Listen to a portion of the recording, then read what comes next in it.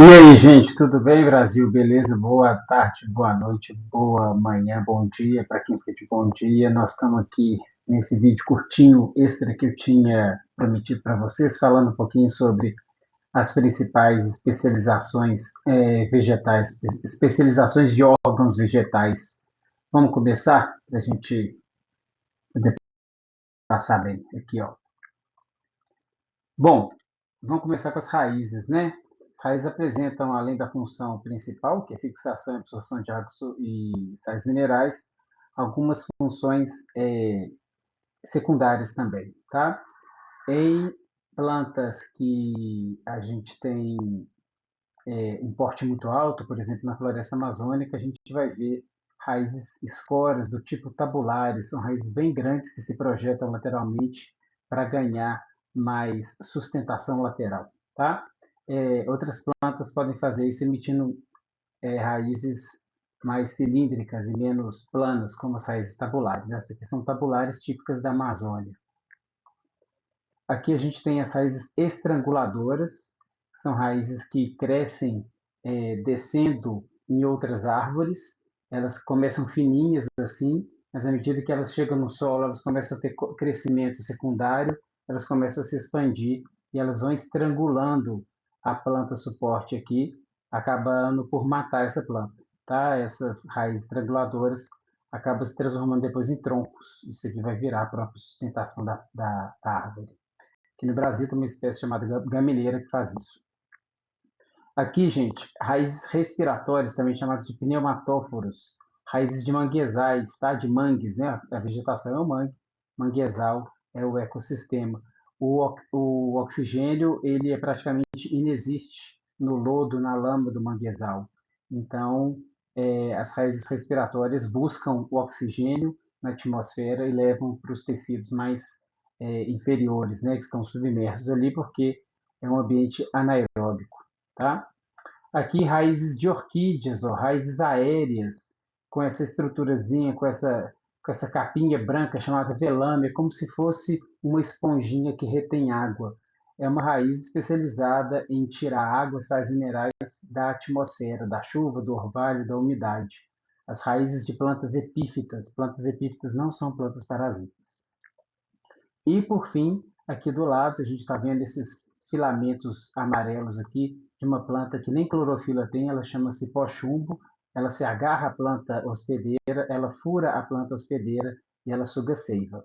Existem dois tipos de plantas parasitas: a planta holoparasita, que é o cipó-chumbo, que não faz fotossíntese, então rouba seiva elaborada, e tem a planta hemiparasita, que é a erva de passarinho, que faz fotossíntese e rouba seiva bruta do xilema. Próxima, dos caules especializados. Aqui começando pelos rizóforos, caules que crescem em direção ao solo, se arqueando e projetando, porque o solo do manguezal ele é muito instável, é uma lama, né? Então esse caule aqui ele cresce lateralmente em direção ao solo para poder criar esse equilíbrio que a planta tanto precisa, tá? Plantas trepadeiras, né, tipo chuchu, a uva, o maracujá, fazem esses ramos laterais chamados de gavinhas, que na hora que eles encontram algum substrato, algum anteparo, eles vão se enrolando para poder se fixar. É um caule modificado também. Aqui nós temos o gengibre como exemplo de rizoma, caule subterrâneo com reserva nutritiva. E o tubérculo, que é um caule subterrâneo também, no caso aqui a batata, né? Inglesa, ou melhor, batata andina, porque ele é originado dos Andes, tá? Ambos os caules subterrâneos com reserva de alimento. A diferença do rizoma é que ele tem um crescimento mais horizontal, paralelo ao solo, enquanto que a batata, né, os tubérculos, eles têm um crescimento assim mais concentrado. E os cladódios são os caules dos cactos, né? Os cactos não têm folhas verdadeiras, folhas modificadas em espinhos, então o caule ele substitui a função da folha na hora de fazer a fotossíntese, né? Ele tem muito parênquima aquífero, aquele parênquima que armazena água, muita clorofila, muito parênquima clorofiliano também, vai ter cutícula espessa, né? Por conta do clima árido e presença de estômagos. E para finalizar, falei que ia ser rapidinho, Folhas especializadas, tá? Os espinhos, né? Folhas modificadas em espinhos, isso a gente só observa em cactos, redução da área para reduzir a área de transpiração. As brácteas, essa aqui é a bougainville, uma plantinha bem bonitinha daqui do Brasil. As folhas verdadeiras são essas coisinhas brancas. Essas coisinhas rosas aqui são folhas, de verdade são folhas com nervura, com tudo mais, mas são folhas coloridas, que assumem, né, a função da pétala em atrair os polinizadores. Aqui a cebola cortada no meio, cada estrutura dessa, cada escama dessa é um catáfilo, é uma folha subterrânea que armazena nutrientes, é uma folha armazenadora de nutrientes que não faz fotossíntese, assim como os espinhos.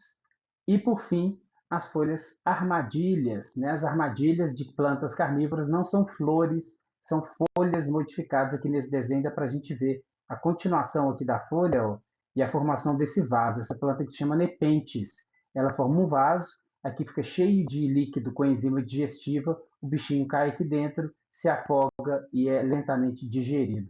As plantas carnívoras elas têm essa adaptação porque a maioria delas cresceu, evoluiu, se conformou em ambientes pobres em nitrogênio. Então eles captam nitrogênio, principalmente do exoesqueleto dos artrópodes, para poder conseguir, né, o nitrogênio necessário para o seu desenvolvimento. Beleza?